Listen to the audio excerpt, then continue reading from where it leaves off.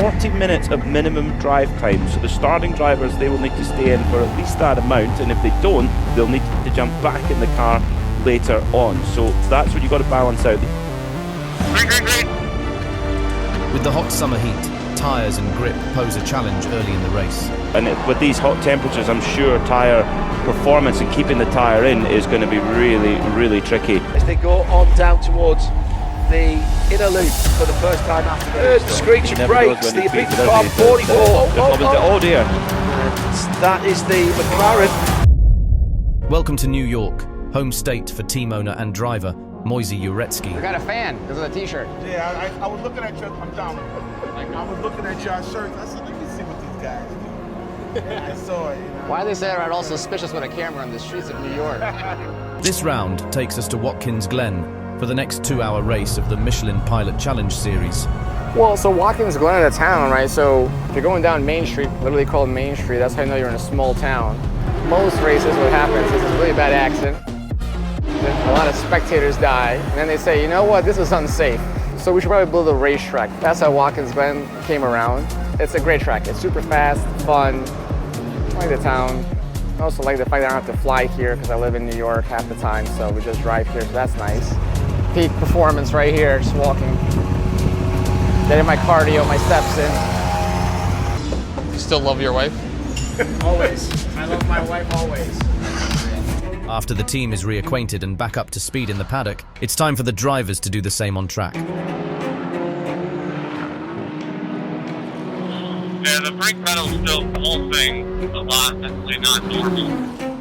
This is a different set of rotors. They're probably going to need a little bit of seating in, so just do what you can. Copy still needs to be embedded. They've embedded, but they've stacked, so they could have buildup in just high spot needed to get the high spot. Back of the car feels like it's very high, like getting loose, but it's just pulling and moving a lot in the back. While Cooper and Hoover dial in the car's initial setup, the trick is in getting it balanced for both drivers.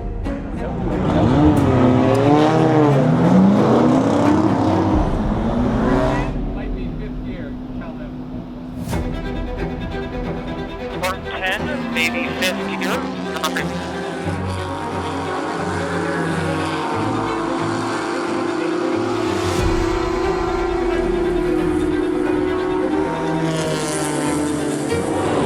What change is due for him now?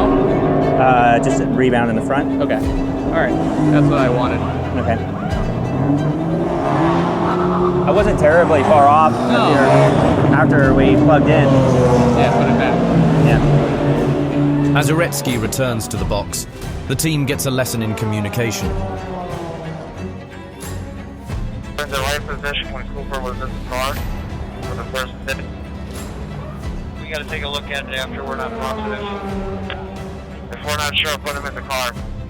Clear to go, clear to go. If we're not sure, put him in the car. We're double checking the camera so that we can give you a good reference line. We're just making sure it's right. Change, driver, change. We're putting Cooper back in. If you're not sure, I said, if you're not sure, put him in. No, we got it. There's a lot going on at once. I understood what was going on. We were trying to verify that. We're all good. Okay. I understood what you were saying. We were just trying to. The problem is you don't realize, like, 5 seconds go by and it sounds like an eternity in the car if you hear something, and we're discussing it, trying to come up with a solution. Yeah, the time's too far off. I definitely. I knew exactly where you were going. The car probably needs to be driven a little differently here because of the speed and everything else. Okay. So I'd rather see the data and have the video, and then. Yes, I'm with you. We're on the same page. Cut to the data room. The team huddled up, and somehow, the conversation completely derailed. I have to be honest, but I've had a number of gentlemen come up to me and say, I look fantastic. And they mean it. They're not saying it. They're just Jensen's father, somebody else. Yeah, man. I think it's that Ibiza glow. You took Vindictive to a whole new level. Yeah, well, yeah. At one point I would just like to be happy, but that is not happening. So here we are, just being vindictive as fuck. Meanwhile, outside of the data room, A real Viking is staying away from the fame. Look at this fucking Viking of a man. Look at that walk. Looks like fucking gargoyle. Viking god? I think so. He's definitely not a Greek god. The synchronicity is just mind-boggling at this point. Talk about our Savior Jesus Christ. You can't run from the Lord. Cooper, look at that light. Look at it. Look at it. Looks Looks out. like a superhero. I know. He always does. When it comes to qualifying, Uretsky reflects on his best path to putting it on pole.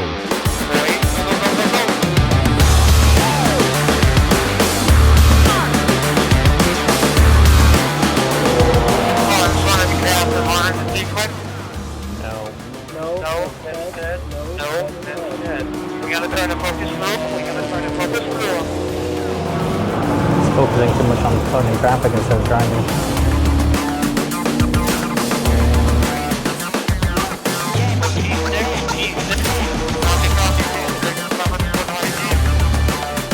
With a solid P6 finish, even more impressive is Uretsky's lap fallen just short of the pros. It was really, really solid. They're 3/10 off of all the pros. So that P6, I mean, that was still the best we ever did last year. Now it's becoming a bit of consistency. You were 7th last year, right here? Yeah, I think so. As the team continues to improve, so does its fan base, and Moisey takes a chance to show his gratitude. Let those guys help you hop in while I get a pen. Will you help him hop in? Thanks, yeah. So, they can step basically you can grab this little bar right here, grab it. There you go. Yeah.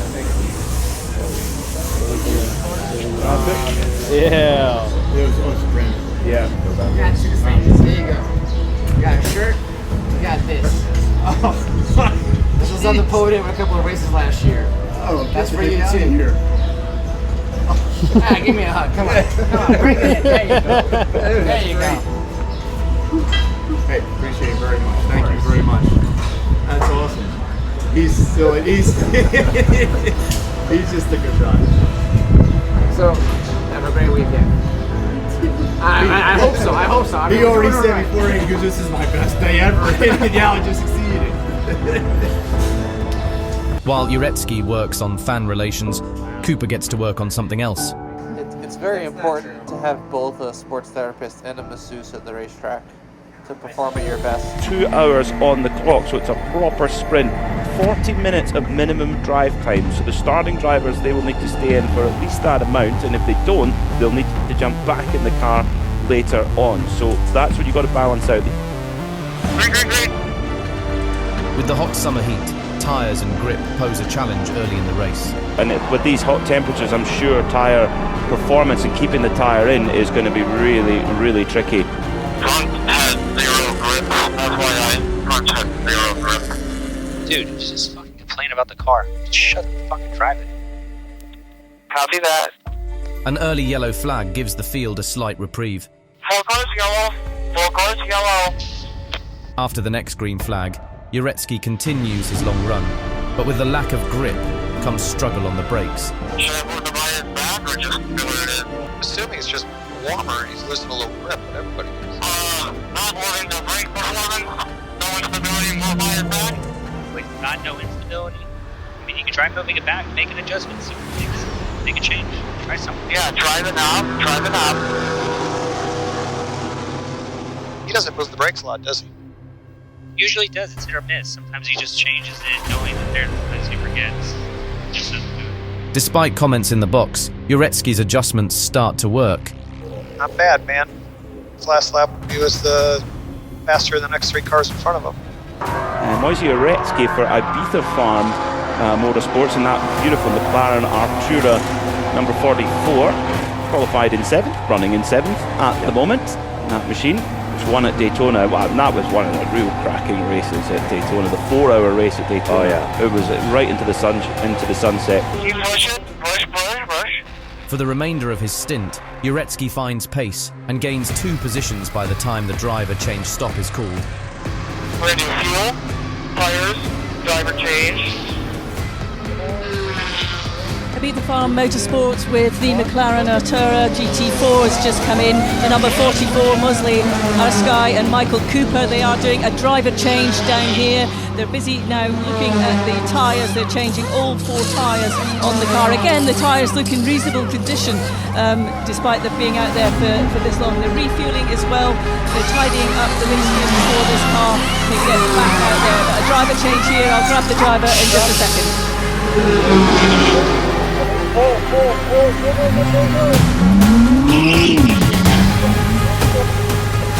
I'm still with the Ibiza Farm Motorsports with the McLaren. Wolsey's just jumped out of that. You did your first stint. First of all, how was the start? The start was a little tough. I think there was a lot of dirt on the tracks. I think everybody had a lack of grip. So, and then right when we kind of got the grip going, then we had the caution. So we got to refire the tires, but it was all right. So, not too bad. It looks like it's getting quite busy out there on track. How are you managing the traffic?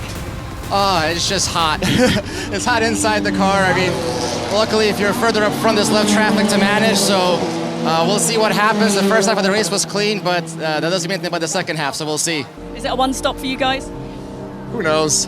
A full course yellow occurs immediately after the driver change, allowing the field to top off fuel.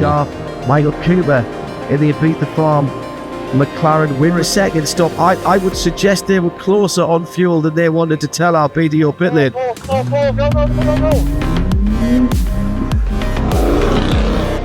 After the pit stop shuffle, Cooper restarts P7 to start his fight to the front.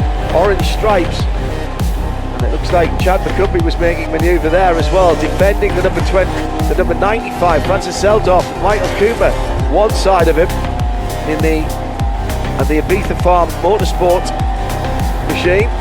As the race heats up, he spends most of the stint patiently battling in 5th position. He might have to think about the fuel now. That's yes. Of course playing the fuel game, but it's kind of he's against it both ways. So those who topped up with fuel appear to have the better strategy. We gotta save fuel like crazy. We're currently 10 minutes short of this yellow. Repeat the last part, save fuel like crazy. Yeah, just save fuel like crazy. We're really close. The yellow's gonna get most of the way there though. Go back to green if that's the situation still. It will be. Yeah, Michael Cooper puts the McLaren's fastest lap of the race in last time around. We're lighting up the timing screens. Chavez, Jan Halen with their fastest lap and their car's fastest lap as well. Here is where the race is beginning to heat up. With 25 minutes to go, an incident with a rival driver takes some pressure of Cooper's back. Into the pit lane for the number 57, and there's been an incident between that car and Robin Liddell, and that is Daniel Morad into the pit lane, and that was the incident that saw Robin Liddell on the grass at the inner loop, Peter. Yeah, so they get together at the bus stop chicane. That is very quick through there, so any contact is going to potentially cause damage. I'm glad. Another yellow flag occurs, bunching up the field for a final restart sprint till the end. Cooper loses a position in the melee of the restart. The Turner BMWs getting involved in the scrap with Billy Johnson and Francis Seldorf were side by side as they. But the chaos gets worse heading into the bus stop. As they go on down towards the inner loop for the first time after the screeching brakes. The Ibiza Farm 44. Oh dear. That is the McLaren. Despite making the save, the team is forced to retire the car. Ibiza Farm Motorsport McLaren. Oh my goodness me. And it's going to be Jan Halen then who continues to lead. And the good news from race control, Peter, is that number 4 car barn BMW is out of harm's way. Now, what happened there? That was a lapped car, of course, that was in that scrabble at the front of the field. Yeah, just a real mix-up there. It's just everyone trying to make their way through, and yeah, that's really frustrating for the Ibiza Farm McLaren team to collide with a lapped car. It's just not what you want to see happen at all. That's such a pity for Michael Cooper and Moisey Uretsky, the winners at Daytona in the 4-hour BMW M Endurance Challenge. 5, 4, 3, 2, 1. McLaren is stationary. on the pit apron, unfortunately. What was the feedback from the driver? We saw obviously there was an incident on track. Yeah, there was a bunch of lap traffic or a lap car in there with a car coming in from the back, and they went 3 wide through the bus stop, and he got hit in the left rear. That's pretty much the end of our day. How frustrating is that at this point? There's less than sort of 8 minutes to go, I think, now in the race. It's really frustrating. The cars had pace all year, and other than the 2 races we didn't finish, I think 4th is our worst, so it's pretty tough. Both drivers were really showing their pace. Yeah, of course. I think we have, 6 more races to go? We'll see what else we got for the rest of the season. John, thank you very much for chatting to us. Obviously, sorry about your disappointment at the end of that for the number 44 Ibiza Farm.